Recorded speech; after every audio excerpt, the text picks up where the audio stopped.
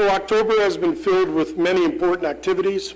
Brick Schools started the month by thanking our custodians for working to keep our schools clean and safe. National Custodian Appreciation Day was October 1st. The Week of Respect was October 4 through 8, with the focus on kindness, respect, acceptance, friendship, empathy, and compassion. Each school designed a week-long program around these tenets, which the students and staff participated in and celebrated. Fire Prevention Week took place at the same time, and Brick School District would like to thank our local fire departments for bringing the fire safety message to our elementary schools, as well as the very cool fire trucks. We had a lot of pictures on that.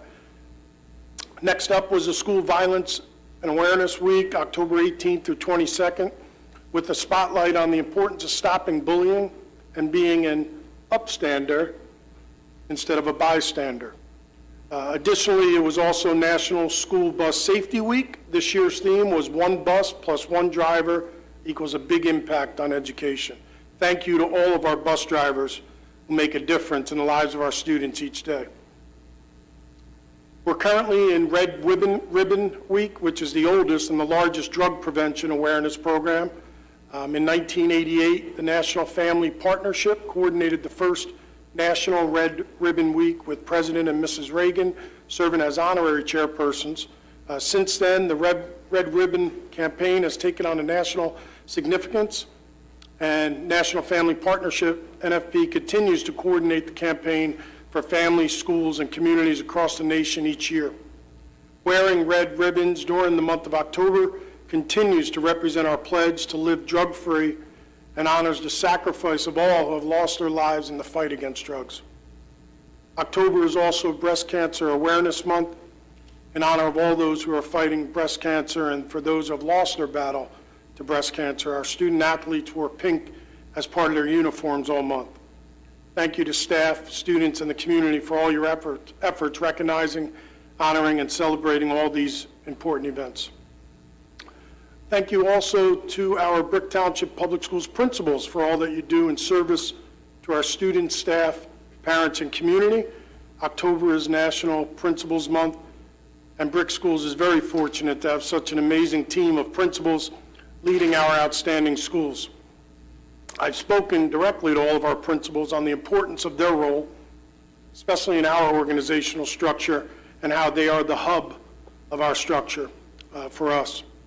We have great principals here in Brick, and we're grateful for all that they do, going above and beyond each and every day, especially throughout this pandemic.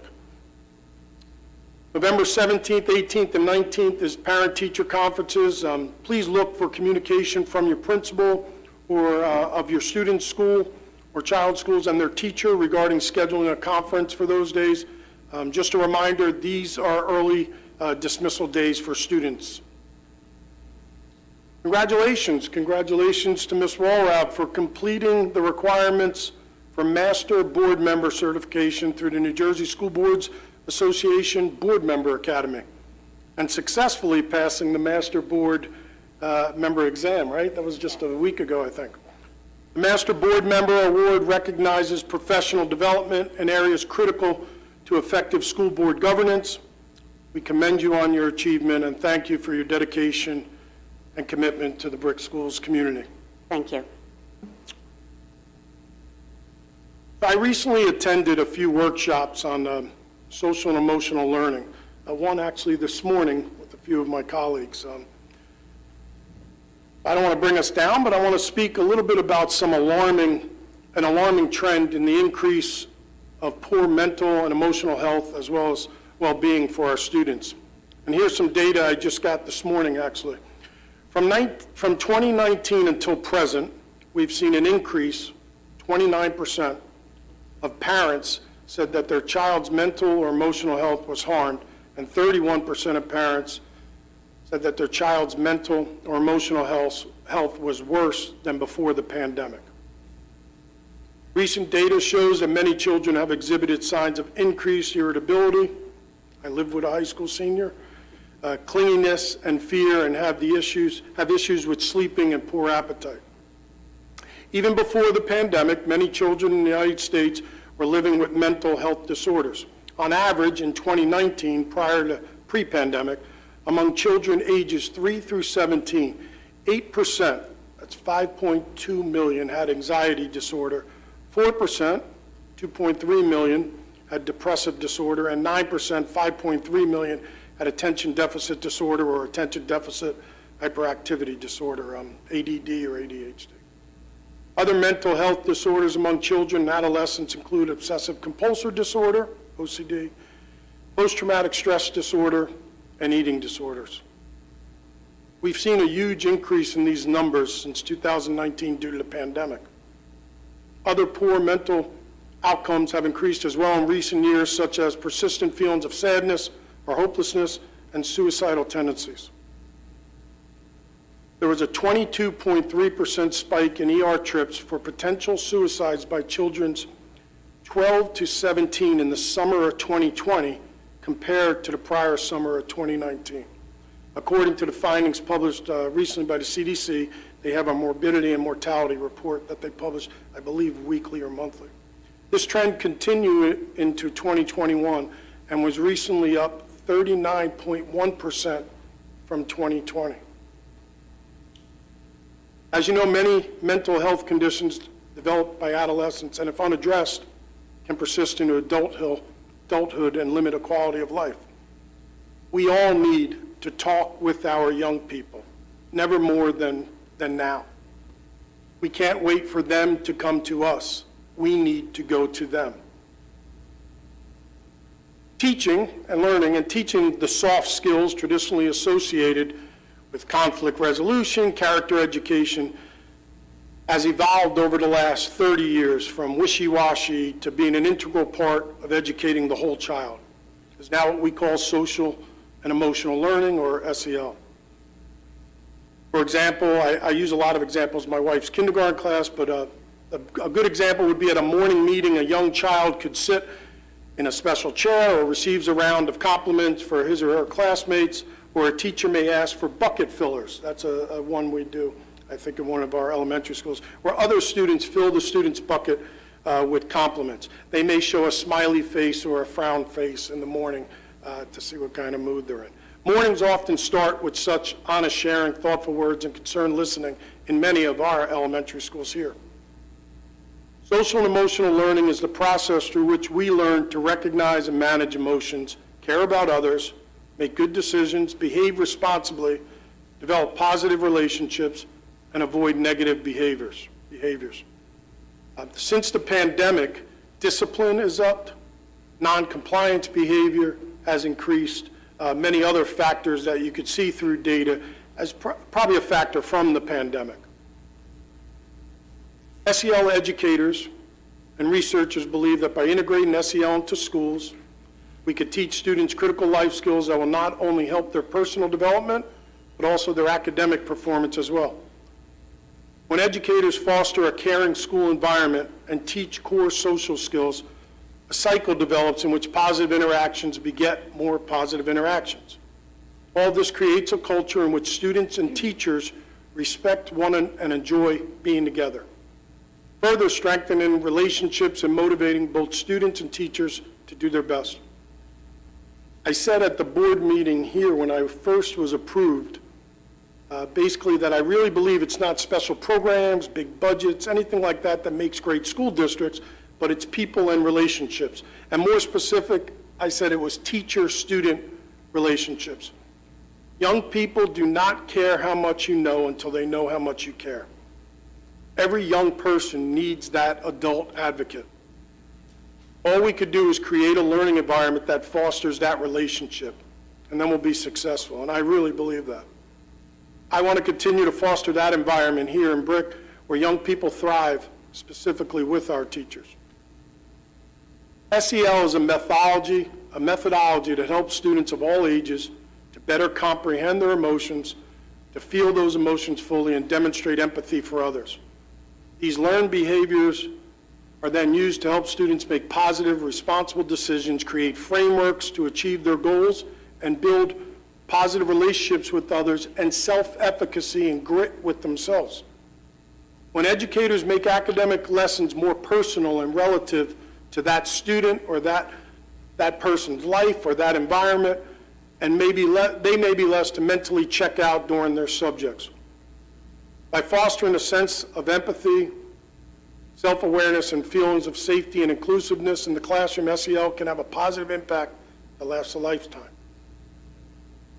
SEL is a huge factor in creating a school environment with a sense of belonging and connectedness for our students.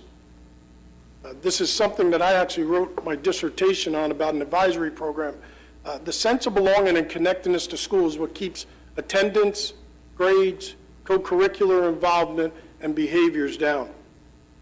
This is something we all feel, that sense of belonging or sense of school connectedness, that has diminished during the last year and a half through this pandemic. And many parents know this. Many staff members, board members, and parents know. I saw it with my own youngest child. In education, we've been addressing SEL for a long time, for years.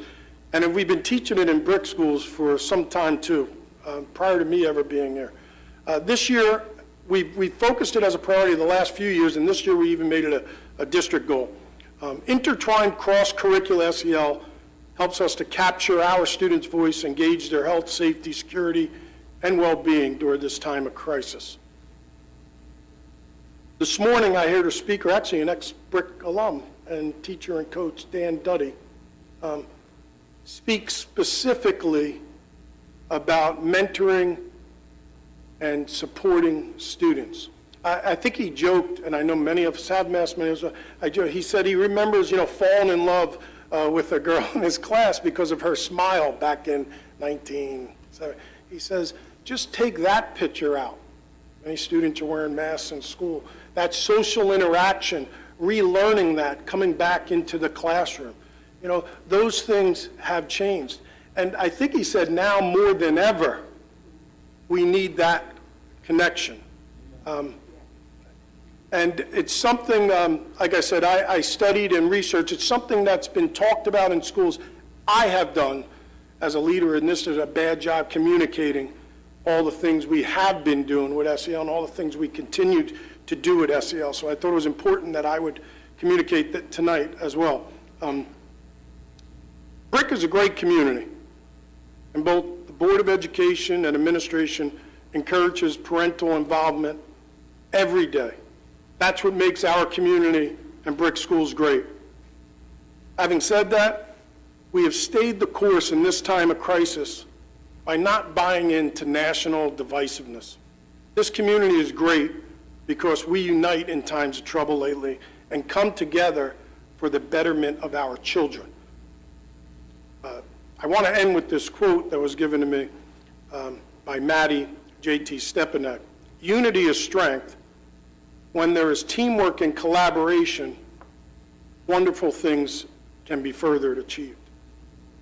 Each month, I think, when I went back and read some of my superintendent's comments since I started, I think the very first month I started, we actually were in the pandemic because my first meeting was March. It might have been a virtual meeting. But I think each month I ended up, and looking back, talking about the resiliency and the unity of the community, regardless of opinions and discussions. That's healthy. But I talk about it each month because many outside dynamic environmental factors try to break that. And this pandemic is going on way too long. I mean, it is testing everybody's resolve, from the student to the parent to the teacher to the board member, every one of us. And all we could do is keep grinding, keep plodding, and keep focusing on the children at the end of the day. And I implore all of us to keep that as our focus, because if we don't lose focus on that, we'll be fine. Everything else will take care of itself, whether it's policy, whether it's budgets, whether that will come. But if we keep our focus laser-like on the students of this district, we'll be even stronger, and I know we are now today. So thank you, Ms. Farrell.